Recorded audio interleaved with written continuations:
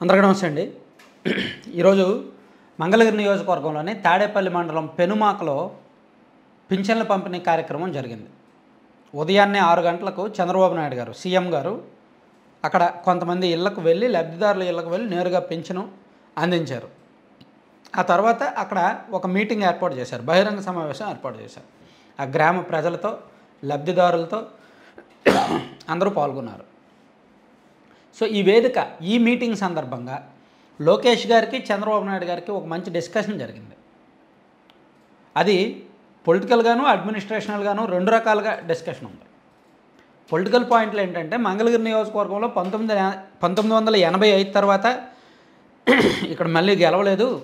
2019లో నేను ఓడిపోయినప్పటికీ నేను మళ్ళీ ఇక్కడే ఉండి 5 ఏళ్ళు అనేక కార్యక్రమాలు చేసి నేను ఇప్పుడు గెలిచాను, కాబట్టి ఈ నియోజకవర్గానికి ఏమైనా చెయ్యాలి అని లోకేష్ గారు అడిగితే చంద్రబాబు గారు కూడా అవును, ప్రజలు మనకు భారీ మెజార్టీలు ఇచ్చారు, భీమిలి గాజువాక నియోజకవర్గాల్లో కూడా ఎక్కువ మెజార్టీ వచ్చారు, మంగళగిరి కూడా భారీ మెజార్టీ ఇచ్చారు, కాబట్టి మనం ప్రజల నమ్మకాన్ని నిలబెట్టుకోవాలి, దానికి తగ్గట్టే మనం పనిచేయాలి, మంగళగిరి అభివృద్ధి బాధ్యత మనది అనేటట్టు చెప్పారు.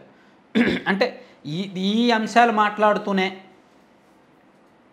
అధికారులు ఎక్కడికక్కడ పరదాలు కట్టేస్తున్నారు మనం బయటకు వస్తుంటే. సో గతంలో అంటే జగన్మోహన్ రెడ్డి గారి మీద చురకలు ఇండైరెక్ట్గా అధికారులకు అలవాటు అయిపోయింది, మనం వద్దన్నా సరే మానట్లేదు అంటున్నారు. అంటే ఇది ఖచ్చితంగా చురకే.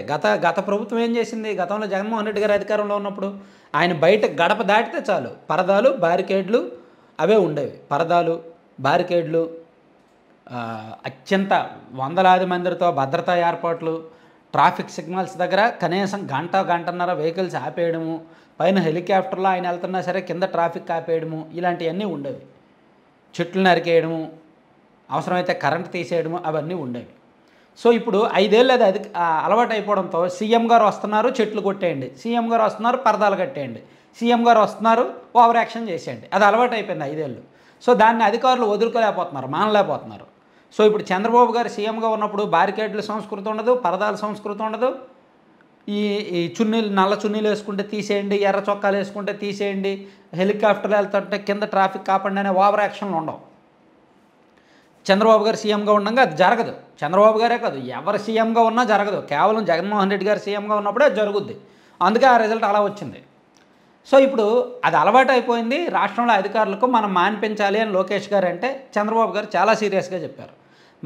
మానుతారు, అలవాటు చేసుకుంటారు, లేకపోతే వాళ్ళు సస్పెండ్ అవుతారు అని వార్నింగ్ ఇచ్చారు. 1995లో మొదటిసారి నేను సీఎంగా ఉన్నప్పుడు ఎంత కఠినంగా ఉన్నానో ఇప్పుడు మళ్ళీ అలా ఉంటాను, CBN 4.0 అని నేరుగా అక్కడ అధికారులకు అందరికీ వార్నింగ్ ఇచ్చారు. షాక్ ట్రీట్మెంట్ ఇద్దాము, అవసరమైతే షాక్ ఇవ్వడానికి నేను సిద్ధంగా ఉన్నాను అని చెప్పారనమాట. అంటే అధికారులు, ఇక్కడ మనం మాట్లాడాల్సింది అధికారుల వ్యవహార శైలి. అధికారులకు, పోలీసులకు ప్లస్ అధికారులకు, భద్రతా సిబ్బందికి గత ప్రభుత్వం, గత పాలకులు ఏ విధంగా అలవాటు చేశారు అనేది చూడండి. వాళ్ళు అలవాటు చేసి అంటే మానలేకపోతున్నారు, వదులుకోలేకపోతున్నారు. సాధారణంగా మనకు కొత్త అలవాట్లు ఎప్పుడు వస్తాయి? మైండ్లో ఎప్పుడు ఫిక్స్ అవుద్దు ఒక అంశం? మనం ఏదైనా పని ఒక 21 రోజులు చేసామనుకోండి అంటారు, మరి పెద్దలు అంటారు, కొన్ని పుస్తకాల్లో కూడా ఉంది, మనకి పేపర్ చదవడం అలవాటు అవ్వాలి డైలీ. మనం ఏం చేయాలి? ఒక 21 రోజుల పాటు కంటిన్యూగా పేపర్ చదివితే ఆ నెక్స్ట్ డే నుంచి పేపర్ చదవకపోతే మనకు రోజు గడవదు. ట్రై చేయండి, ఇది కరెక్టే. అలాగే మనకు పుస్తకాలు చదవడం అలవాటు అయింది అనుకోండి, మనం ఒక 3 వారాల పాటు 21 రోజుల పాటు కంటిన్యూగా పుస్తకాలు చదివితే నైట్ పడుకునే ముందు ఆ నెక్స్ట్ డే పుస్తకం చదవకపోతే నిద్ర పట్టదు. ఈ 2 అలవాట్లు నాకు ఉన్నాయి కాబట్టి చెప్తున్నా. అలాగే ఇవే కాదు, ఇంకా చాలా అలవాట్లు. మనం వాకింగ్ చేయాలన్నా, ఎక్సర్సైజ్ చేయాలన్నా, ఏదైనా సరే పెద్దలు చెప్తుంటారు. ఈ 21 రోజులు అనేది ప్రామాణికంగా తీసుకుంటారు. యూనివర్సిటీల్లో, పెద్ద యూనివర్సిటీల్లో, ఈ జర్నలిజం స్కూల్లో, ఈనాడు జర్నలిజం స్కూల్లో కూడా మాకు ఇదే అలవాటు చేశారు. సో ఇప్పుడు అధికారులకి 5 సంవత్సరాలు అలవాటు అయిపోయింది. ఇది 5 సంవత్సరాల పాటు అలవాటు అయిపోయింది. జగన్మోహన్ రెడ్డి గారు బయటకు వస్తే పరదాలు కట్టడం, చెట్లు నరికేయడం, ఇవన్నీ కూడా అలవాటు అయిపోయినాయి. సో దాని నుంచి మానాలి, అర్జెంటుగా బయటకు రావాలి, రాకపోతే సస్పెండ్ అయిపోతారని వార్నింగ్ ఇచ్చారు. చెత్త సంస్కృతి కదా, చెత్తగా. నిజంగా ఒక సీఎం గారు, ఒక మంత్రి గారి మధ్య ఈ టాపిక్ వచ్చినప్పుడు ఎదురుగా ఉన్న అధికారులు సిగ్గుపడాలి, అక్కడ ఉన్న పోలీసులు అధికారులు సిగ్గుపడాలి. అంటే ఇది మీరు సరిగ్గా అర్థం చేసుకుంటే గత 5 సంవత్సరాల్లో జగన్మోహన్ రెడ్డి గారు ఎంత భయంగా పరిపాలించారు, ఎంత పిరికివాడుగా పరిపాలించారు అనేదాన్ని పేరు ప్రస్తావించకుండా, పేరు చెప్పకుండా చురకలేశారనమాట. సో అది రాష్ట్ర ప్రజలు తెలుసుకోవాలి, రాష్ట్ర ప్రజలకు అర్థం కావాలి, అక్కడున్న అధికారులకు అర్థం కావాలి. పరదాలు కట్టమంటే ఎందుకు సార్ పరదాలు, మేము ఉంటాం పదండి అనాలి. చివరికి మనం కూడా అప్పుల్లో వీడియోలు చేసాం, ఈ పరదాలేంటో, ఈ బ్యారికేడ్లు ఏంటో, ఈ ఓవర్ యాక్షన్లు ఏంటో, అతి భద్రత ఏంటో అని. వైసీపీ వాళ్ళు దాన్ని సమర్థించారు. మరి ముఖ్యమంత్రి అంటే ఆ మాత్రం భద్రత ఉండకూడదా అన్నారు. మరి ఇప్పుడు చంద్రబాబు గారు ముఖ్యమంత్రిగా, జగన్మోహన్ రెడ్డి గారి కంటే సీనియర్ కదా, 4వ సారి ముఖ్యమంత్రి కదా, మరి ఈయనకి ఎంత భద్రత ఉండాలి? ఈయన పరదాలు కొట్టుకుంటున్నాడా, బ్యారికేడ్లు వేసుకుంటున్నాడా? లేదు కదా. సో ఎందుకు ఓడిపోయామో తెలియదు, ఎందుకు ఓడిపోయామో తెలియదు అని జగన్మోహన్ రెడ్డి గారు అంటున్నారు కదా, ఇది కూడా ఒక కారణమే.